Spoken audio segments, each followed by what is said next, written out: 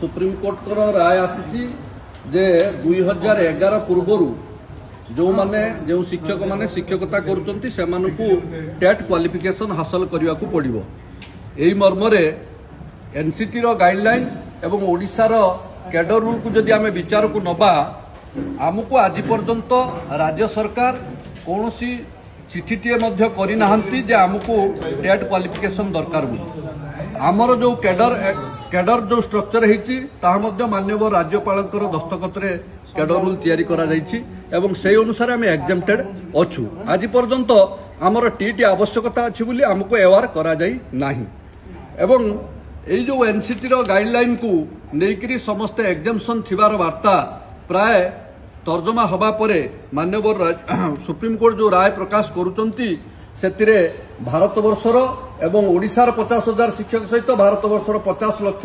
शिक्षक एथिरे अफेक्टेड होउचंती। एही मर्मरे आमे राज्य सरकार को अनुरोध करिमु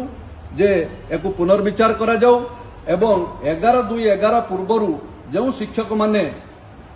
टीट क्वालिफिकेशन तक उपरे लदी दिया जाउछि तार पुनर्विचार करी सेमानको एग्जाम्पशन दिया जाऊ। तत्सहित